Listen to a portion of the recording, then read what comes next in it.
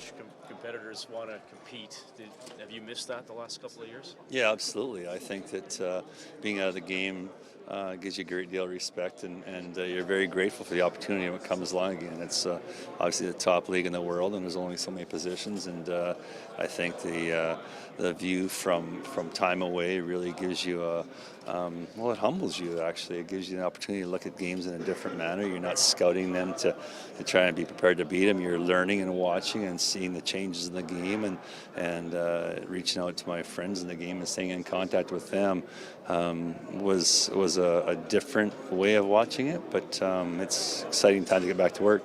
Working with defensemen, obviously you got to defend and take care of your own end, but I mean, Tip even mentioned when he was hired, you got to attack with 4 or even 5 guys sometimes. So how does that maybe change you working with a D-corps nowadays? Yeah, I think that the game has evolved to the point where it is a 5-man attack, and I think that when you talk at this time of year, that's a real emphasized point, is how do we get our defense up and rush and joining, and then you, as the season wears on, by the time you get to the Stanley Cup playoffs, is make sure we all can defend well and defend strong, and as you get into the Stanley Cup playoffs and teams in the very end, the players talk about the ability to win 1-0, the ability to defend and play strong in their own zone and lock games down. So I think that we all want the defensemen and the group to attack offensively, but the responsibility and accountability to play without the puck and defend and the details away from the puck will be established, in September. And I think it's not a mindset of saying they can't do something offensively. It's just the accountability and the responsibility and the belief that play without the puck is an important part of winning.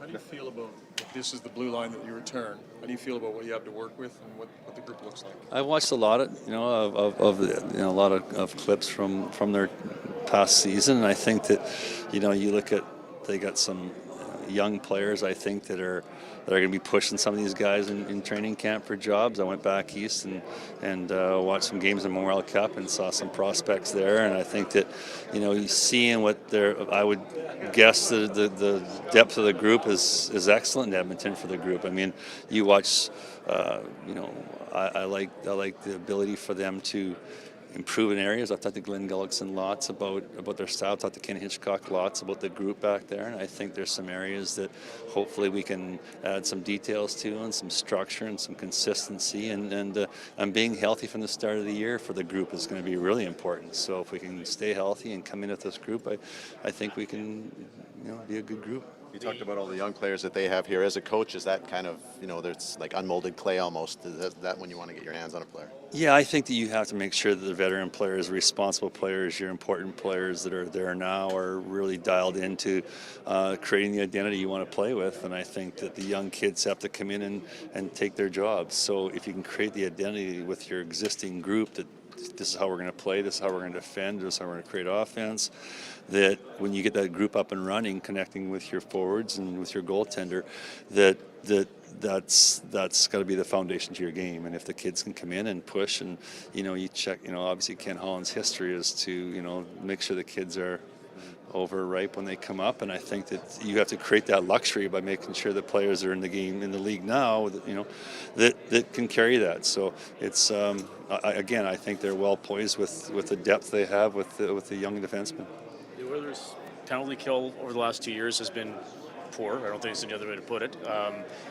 So how do you improve that? I mean, is it just personnel, or as a coach, how can you really impact that, build some results and some confidence? Yeah, I think it is confidence. I think it's it's heard 100 times, but your goaltender is an important part of your penalty kill. I think there's some structure that's important to get in place and build confidence. And I think that when it starts off not well, you have to try to reestablish the confidence in the players, the details, the consistency, and I think that going forward now, when you get into training camp and get to know where their confidence level is in it, you have to build on that and then try to identify some details that hopefully we can kill with a little more pressure and be a little more aggressive and improve it from there.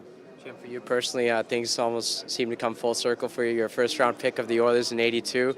Just maybe talk about the journey and how it's all come full circle. Yeah, it is kind of neat, actually. You think back to '82, it seems like, well, it was forever ago. But they were in the business of winning Stanley Cups, and they had good teams. And I wasn't able to crack the lineup, and I wasn't good enough to play at this level. And I moved on to Chicago after that, and away I went with my career. And so to be able to coach and come back, it's awesome. It's a special thing to be able to coach in NHL, and it's obviously special to coach in Canada. And it's awesome to be able to go back to Edmonton where it all started, and hopefully get back to winning.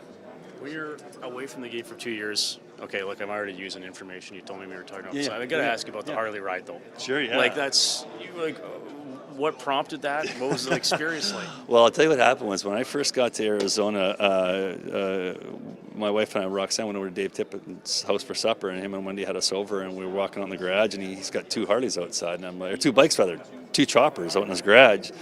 I'm like, what's the story on these? He goes, well, I built one during each lockout type of thing. So I'm like, oh, okay. So Arizona, you see bikes all over the place, good thing to do. So I kept thinking to myself and talking about one day I should buy a bike. So then it was November of last year, and there wasn't much going on. I had a friend, John Rowe, come down from British Columbia, and he was in for the week on his bike to go riding. So he says, let's go look at some bikes. We went and looked at one, and I bought it. And after I bought it, I said, could someone drive it home because I don't have my license? And so I went and got my biking license, and I practiced for a couple of weeks, and I took my wife for a ride one afternoon, and she loved it. So we put about 10,000 miles on the stupid thing, driving all over Arizona. So it's awesome because you got to pay attention to what you're doing because no one else is paying attention to you. So just to get out and the freedom to ride and to forget a lot of stuff is very therapeutic. And I'll have one for the rest of my life. This was just this past November, like 7 months ago. Or do you mean a year now? A year ago, yeah. And actually, I didn't ride it for the first block of the year because it was cold down in Arizona. I know it sounds crazy talking to someone from Edmonton, but it was a little chilly down. I put about 10,000 miles on it in the last, like I say, probably rode for. That would be in about a 6-month riding window of time, yeah. But it was awesome, and I'm not sure I'll bring it to Edmonton, but it'll probably stay in Arizona. Actually, that's awesome.